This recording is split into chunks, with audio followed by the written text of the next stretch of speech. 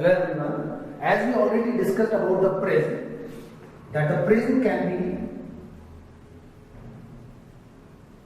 a figure with a triangular base. It can be a figure with a square or rectangular base, and it can be a figure with a circular base. It can also be a figure with a hexagonal base, and we already know that this figure we can make from a paper, a rectangular paper, which is either curved like a circle or it is divided into four portions made like a cuboid. It can be a triangular in shape.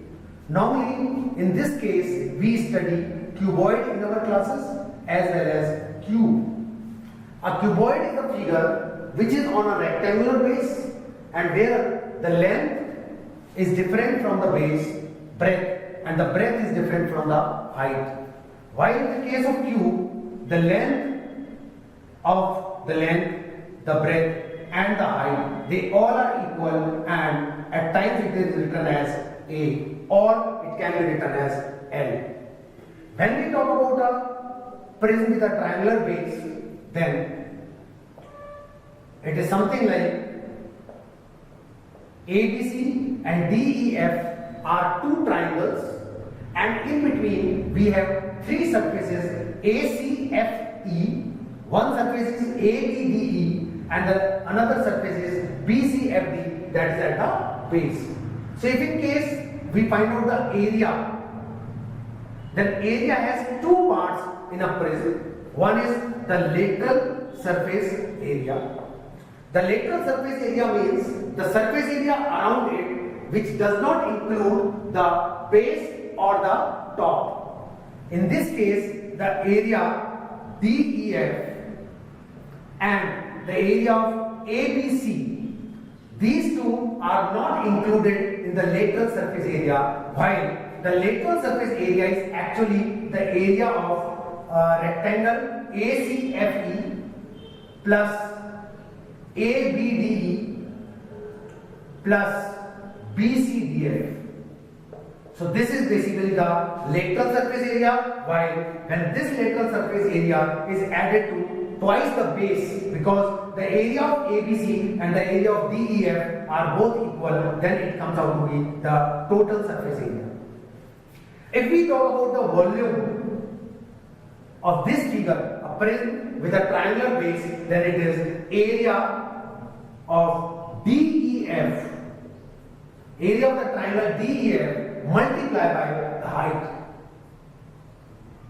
When I am talking about height, so AE, BD or CF, they all are equal, and this is considered to be the height. So the area of triangle DEF multiplied by AE is basically the volume of this particular figure. When we talk about another figure which is a cuboid or a cube, again we can mark it as ABCD EFGH. ABCD is just like the roof of a room. EFGH is just like the floor of the room. If we talk about BCGF, this is considered to be one of the walls, and ADHE is also considered as one of the walls. Now, when I talk about the area in this figure, again it is divided into the total surface area and the lateral surface area. We know that the total surface area includes the area of the base, that is the floor, and the area of the top, that is the roof. When we talk about the total surface area, this is inclusive of the lateral surface area plus twice the area of base. Why I am saying twice the area of base? Because the area of EFGH and the area of ABCD are both equal. So either we find out the area of this and then add them, or we can double the area at the base. This lateral surface area is also known as area of four walls. Because if you look at the room, then the area of all the walls is basically considered to be the lateral surface area. So if we talk about the twice the area of base, this is twice length into breadth.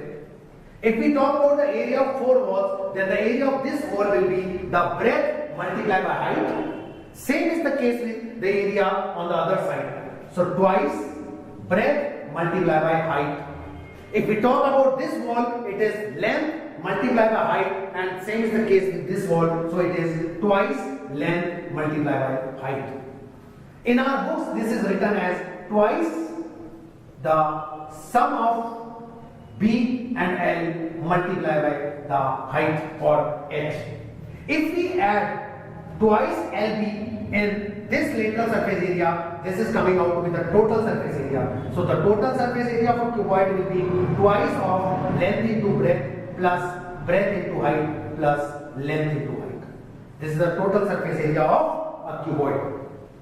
If we talk about a cube, then length, breadth and height, all of them are equal. Then the area of 4 walls will be considered as 4L square, while the total surface area will be considered as 6L square. And if we talk about the volume in this case, again it is area of the base, that is length into breadth, that is the area of the base, multiplied by height, so this is multiplied by height. But when we talk about the volume in the case of cube, then length, breadth and height all are same, so this is coming out to be L cube. Now, these are basically the surface area and the volume of a prism with a triangular base and a prism with a square or a rectangular base. Now we can talk about, this is known as cylinder, where this is a prism with a circular base.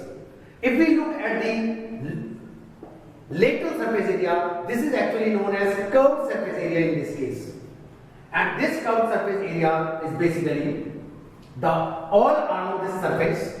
So this is 2 pi r is the circumference of it, and this multiplied by height.